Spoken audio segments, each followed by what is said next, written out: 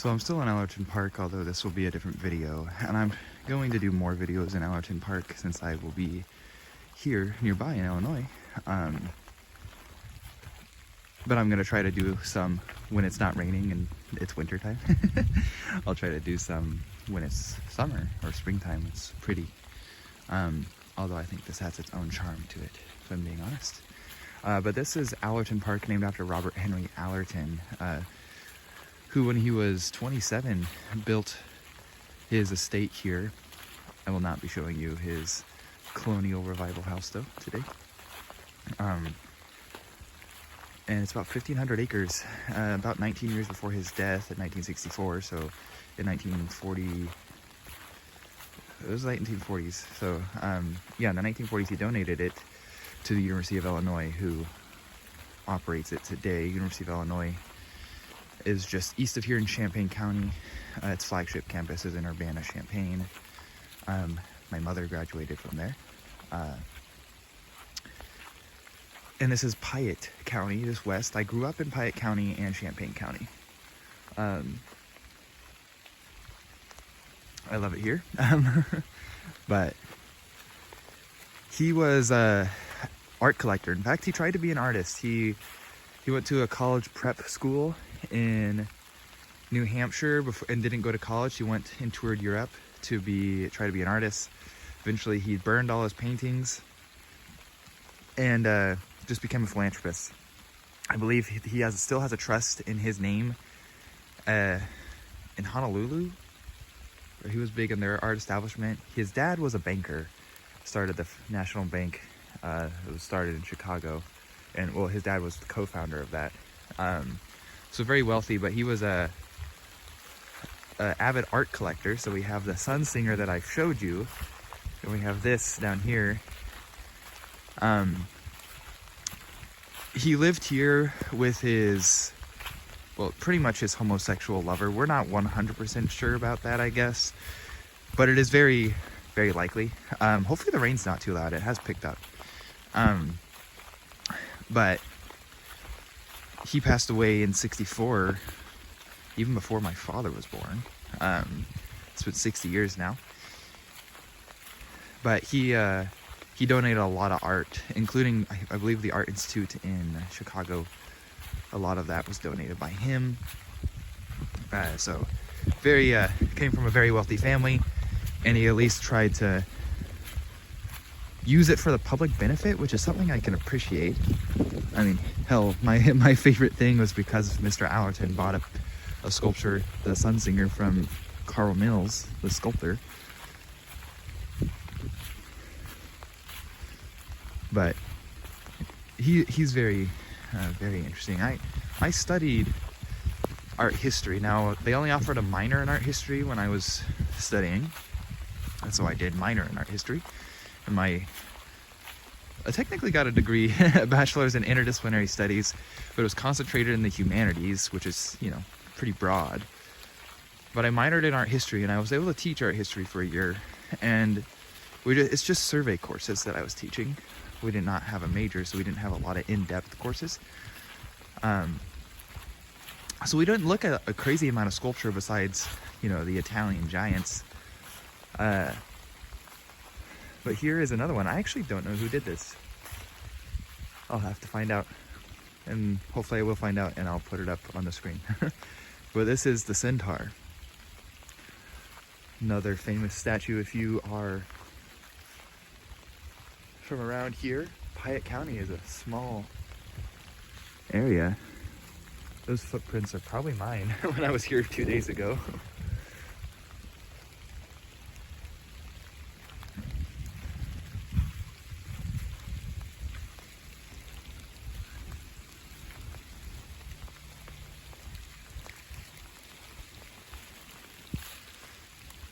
But maybe it's just because of the stuff that I've studied in art history and such. But I always thought that if I somehow got wealthy, I would like to do the same thing Mr. Allerton did, to donate it. There's some Midwestern woods. Oh, is that a squirrel? There's something down there moving. You don't see it.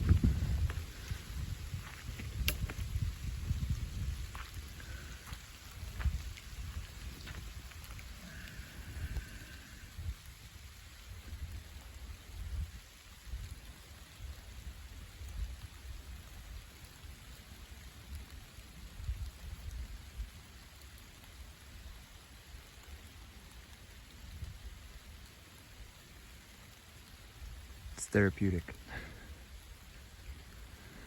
Just listening to the sound of the rain in the woods.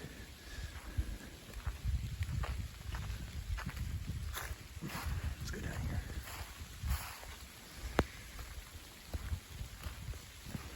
Now, I don't think I'm ever going to be wealthy.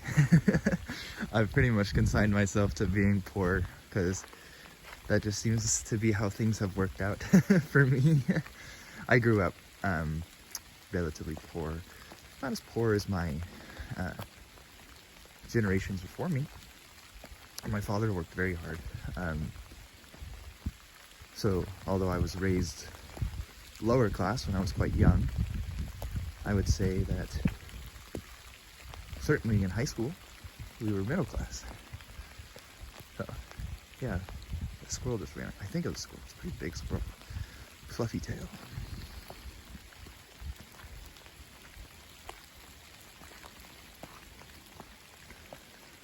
We'll see what the centaur looks like coming from this direction when we go back.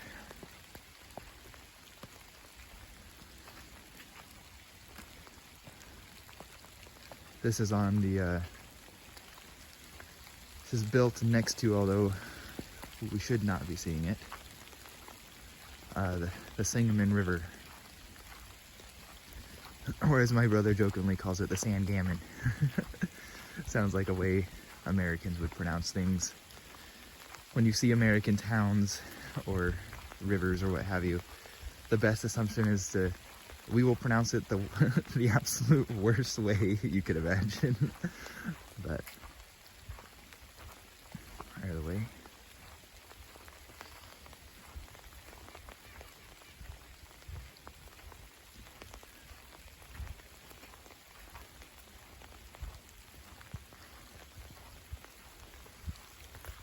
It's not too much variety as far as excitement for wildlife. You get a lot of squirrels, raccoons, deer, birds. Actually, when I was driving down the little road they have, because I'm not walking miles, sorry, it's too cold to do that.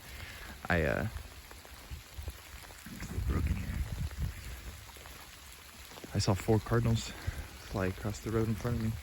2 males and 2 females. It's too bad I'm not a fan of the Cardinals baseball team. But I actually was telling Adventures in Literature that in the comment section of my recent video, because he said he was a baseball fan. I asked and he said he's a Cardinals fan, which I found to be unfortunate because growing up in Illinois, you're either a Cardinals fan or a Cubs fan, and I'm a Cubs fan. Like my mother before me, and I know at least my great-grandfather, who passed away 2 years ago, was a Cubs fan. I'm not sure if his father before him was or anything. But I'm a Cubs fan. It's a family thing. And my daughter's a Cubs fan. She says the cutest thing. Like, she'll put on my Cubs hat and she'll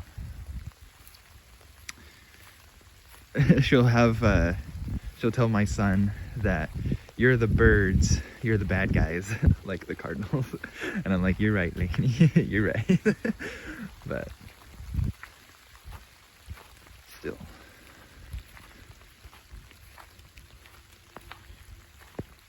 And for those not Americans, Cardinals play in St. Louis, and it's kind of muddy here. The Cubs play in Chicago. I cheer for the rugby team in Chicago as well. I don't really follow soccer so much, football, these days, although I would probably cheer for Chicago over St. Louis. St. Louis has only had their team for a couple of years. But the exception to the St. Louis-Chicago rivalry thing is I cheer for St. Louis Blues in hockey as opposed to the Chicago Blackhawks. My dad does. I don't know why, but he's a Blues fan. And so is my older brother. I think he's the only other one that cares about hockey. My wife likes hockey. It's the Canadian in her, I guess.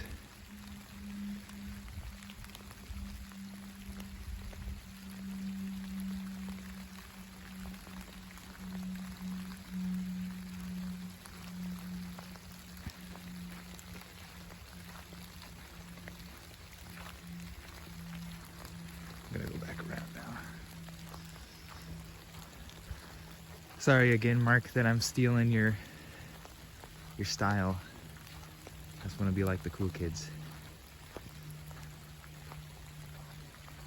And I thought about doing this a couple times when I was in Arizona, but I was just like, there's not too much to show, I don't think. And when maybe like something like the Yuma Territorial Prison would have been cool, but I was there with my kids and my wife, so I didn't even really think about filming when I was there. And I don't want to pay to get back in, but either way, let's see the steps. Can you see the centaur beneath the tree branches?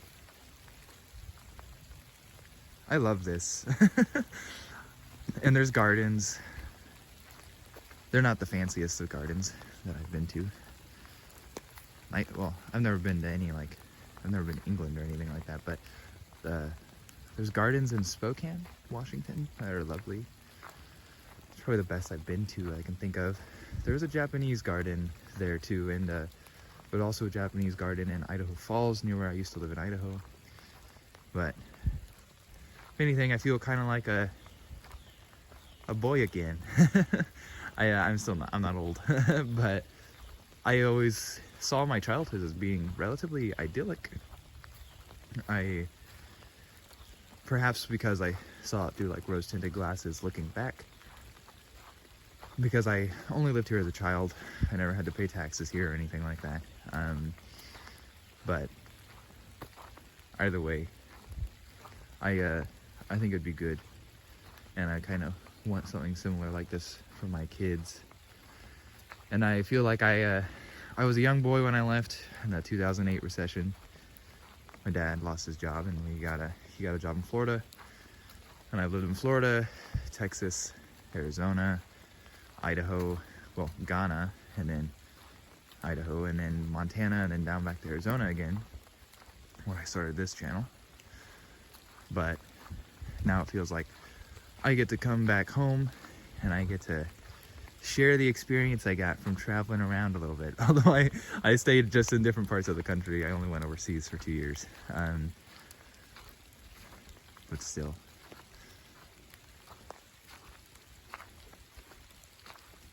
Oh, it's like a ring of logs. Looks like there's a little path there too. I'll be quiet so you can listen to it, or just listen to my footsteps or my breathing.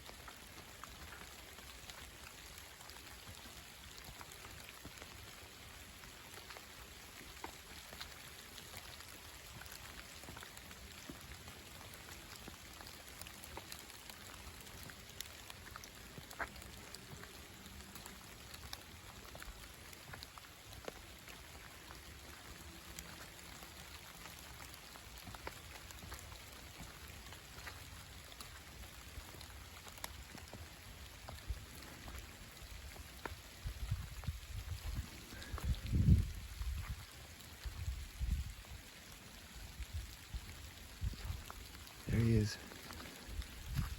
Lovely. I love it. I always found art history to be very enjoyable. I love art history. It's, maybe I'm being silly, but one of the reasons I'm not getting a degree in art history and I'm getting a degree in philosophy, I thought art history was too easy. And I still do think that in many ways. I thought philosophy was more challenging, but I think both of them are worthwhile fields. Art history is, I would say both, because they're both humanities fields are in a decline. Perhaps art history is less respected than philosophy, which isn't too surprising, but either way, it's okay. I like them both. There's a path down there. Should be one over here too. Okay. I'm gonna go back to my car now and This one was a real ramble. The last one I kept more to a topic because I had finished a book. This one I haven't really talked about a specific book, really. Hope you wanted to hear about Chicago and Mr. Allerton. But either way, I do hope to maybe, when I get my art history books back, because they're all in storage, maybe I'll make some videos on them. I don't want to do like art history lectures though. I did a few of those on my other channel, and what kind of happened was I got a lot of subscribers that just wanted help with their homework. And I was like, wait, that's not that's not what I wanted this channel to be about. So either way, we'll see. But I've been Shanin', and this is Shanin' Shelf without a shelf again. We're going shelfless this time. And I will see you guys next time. Please have a good one. If it's rainy where you are, I hope you enjoy the rain, because I love it actually. But I think that's many ways because I've lived in the Mountain West for several years now and it doesn't rain hardly. But I like it, so all is good. But I'll see you guys. Please have a good one.